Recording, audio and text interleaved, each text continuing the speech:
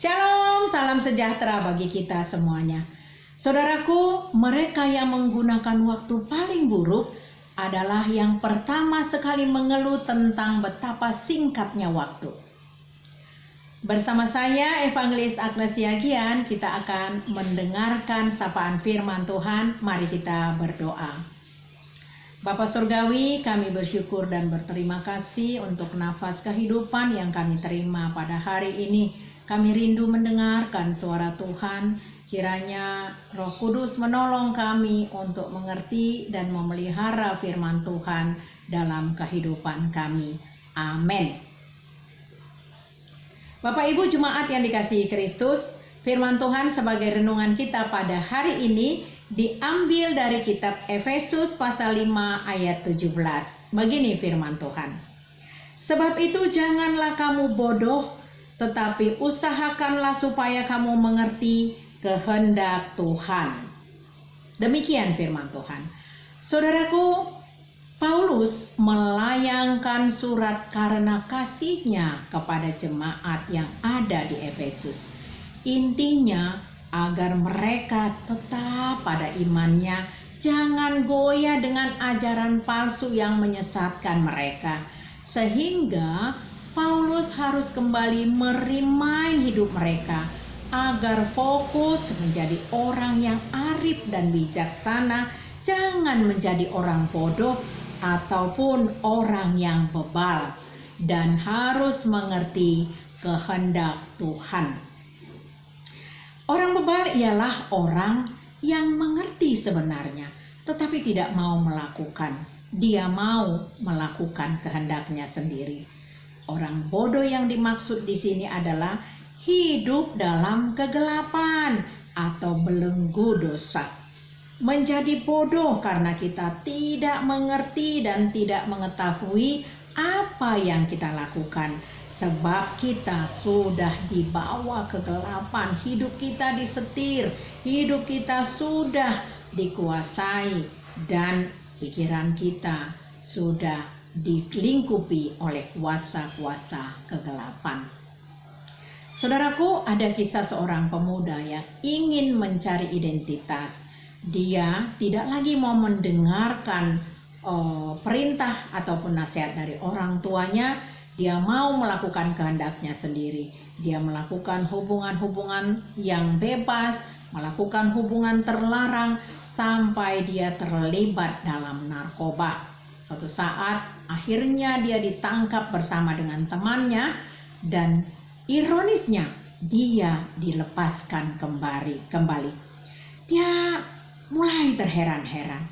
Dia bertanya dalam hatinya, pekerjaan siapa yang sedang bekerja saat ini? Sebab dia sendiri sudah pasrah pasti tertangkap karena barang bukti narkoba itu sebenarnya ada di rumahnya, tetapi tidak terlihat oleh polisi. Dia menyadari kalau itu adalah pekerjaan Tuhan. Tuhan mau memakai dia. Tuhan datang menjamahnya. Dan Tuhan ingin dia kembali ke jalan yang benar. Mari kita lihat. Apakah pemuda ini mau mendengarkan Tuhan? Dia mau mendengarkan suara Tuhan. Dia mau melihat, mendengar, dan mau kembali kepada Tuhan. Kita perhatikan kuncinya bahwa pemuda itu yang tadinya hidup dalam kebodohan, dia mau mendengarkan suara Tuhan. Dia mau diproses sampai akhirnya dia mempersembahkan dirinya untuk memuliakan Tuhan dan menjadi hamba Tuhan, mengabarkan Injil kemanapun dia pergi. Saudaraku, dia yang tadinya bodoh sebab mau dikuasai oleh kuasa iblis menjadi anak gelap, berbalik menjadi orang yang mau melakukan apa yang diperintahkan Tuhan, menjadi anak terang. Namun, kalaupun hidupnya singkat karena virus COVID-19 mengganggu penyakit bawaannya dan dia meninggal dunia, tetapi salah satu khotbahnya dia berkata, kalau toh aku kena COVID dan aku mati, aku tidak takut. sebab aku sudah menerima Yesus sebagai Tuhan dan Juru Selamatku, sehingga hidupnya benar-benar membawa dampak yang sangat luar biasa. Motivator ini mempunyai motivasi yang sangat kuat. Di dalam masa hidupnya, dia menjadi motivator bagi kaum muda, memotivasi mereka, membawa perubahan yang luar biasa bagi pemuda-pemuda gereja untuk lebih mengenal kehendak Tuhan. Saudaraku, kehidupan hamba Tuhan ini mengajarkan kepada kita bahwa bukan soal lamanya kita hidup, tetapi kualitas hidup kita ditentukan dengan pengenalan kita kepada Tuhan dan melakukan kehendak-Nya. Karena bisa saja sekalipun kita sudah menjadi Kristen selama bertahun-tahun, kita aktif di dalam kegiatan gereja, kita mungkin saja masih menyandang status sebagai orang yang bodoh, hidup di dalam kegelapan, apabila kita tidak mengerti kehendak Tuhan. Dalam Amsal 3 ayat 5 dikatakan, percayalah kepada Tuhan dengan segenap hatimu dan janganlah bersandar kepada pengertianmu sendiri. Sebab pengertian kita terbatas, sedangkan Tuhan tidak terbatas. Saudaraku, dalam setiap pencarian kebahagiaan yang sifatnya tidak kekal, tentu hasilnya akan bernilai 0. Tetapi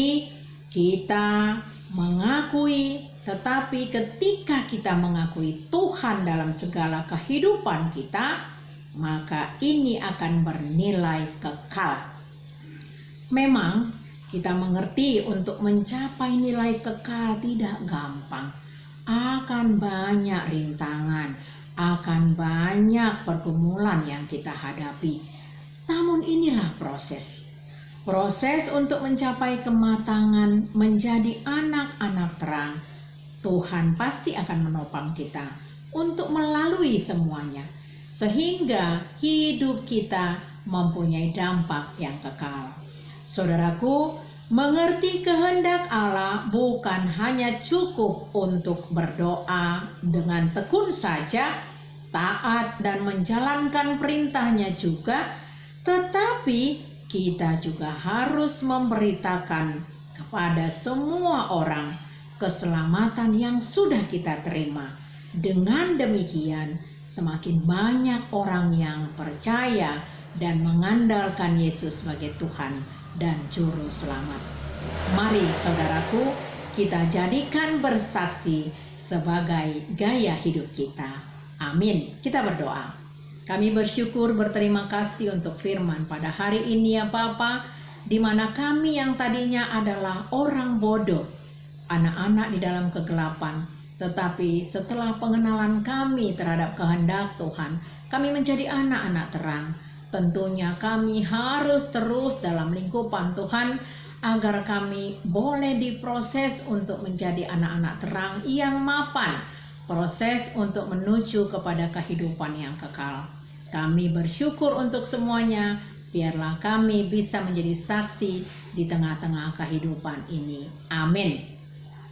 Kasih karunia dari Tuhan Yesus Kristus, kasih dari Allah Bapa dan persekutuan dari Roh Kudus itulah yang memberkati kita hari ini sampai selama-lamanya. Amin. Selamat beraktivitas, Tuhan Yesus memberkati.